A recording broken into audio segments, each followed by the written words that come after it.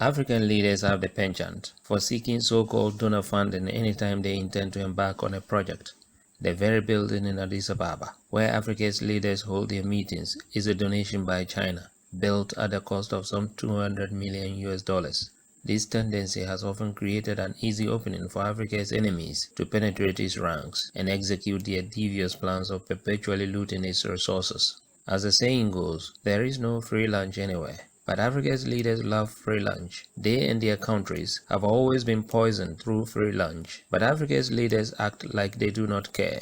We at Africa Lately dare say the African Continental Free Trade Agreement, which seeks to create a single continental market for goods and services, risks dying at its germination stage if Africans are not going to put their money where their mouth is and fund the initiative themselves. The initiative risks being hijacked by Africa's detractors if African leaders are going to continue begging for donor funding for projects and programs they seek to roll out under the agreement. This cannot be business as usual. As we have seen in the past, African leaders need to show true commitment to the realization of the objectives set for the Continental Free Trade Agreement.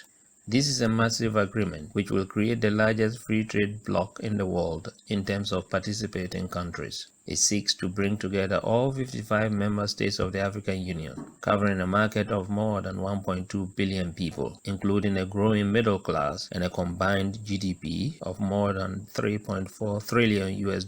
The Continental Free Trade Agreement was signed by AU member countries in Kigali, Rwanda on March 21, 2018. It primarily requires members to remove tariffs from 90% of goods, allowing free access to commodities, goods, and services across the continent. The Economic Commission for Africa estimates that the agreement has the potential both to boost intra-Africa trade by 52.3% by eliminating import duties and to double this trade if non-tariff barriers are also reduced. But this will not come easy. The report, for example, cites low manufacturing and processing capacity as a major limiting factor for trade among African countries. Intra-African trade in manufacturing declined from 18% in 2005 to about 15% between 2010 and 2015. These challenges would have to be addressed if the Continental Free Trade Agreement is to achieve significant results. But Africa should be reminded by history and not allow its enemies to infiltrate its ranks and foil the plan. The Western nations that have inflicted the most pain on Africa are making all sorts of overtures regarding this agreement. China, Russia, and what have you are also making their own overtures as if they genuinely seek Africa's good but its resources. The African Union should have a fund for the promotion of the Continental Free Trade Agreement. Contributions to this fund should be restricted to AU member countries and to, say, African entrepreneurs like Mo Ibrahim and Dangote.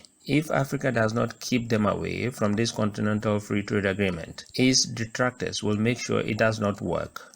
It is a fact that keeps repeating itself. The earlier Africa's leaders became skeptical about freebies, the better. For example, after building the AU headquarters, reports emerged later that the Chinese had backed the facility and were spying on Africa's leaders, which as expected, they denied. It is emerging also that South Africa's MultiChoice has lost a television studio deal at the AU headquarters to the Chinese. President Cyril Ramaphosa was supposed to launch the studio during the recently held AU summit. It was meant to be a flagship project by South Africa's Department of Communications in partnership with MultiChoice to coincide with Ramaphosa's term as AU chair in 2020. Why should this be the case? Can't Africa have any meeting in secret? What business, for example, has Israel's Netanyahu at AU summits? Which other political or economic bloc in the world allows its competitors such unlimited access to its deliberations and decisions? Remember, Africa, that the adage that says he who pays the piper calls the tune has not lost its meaning.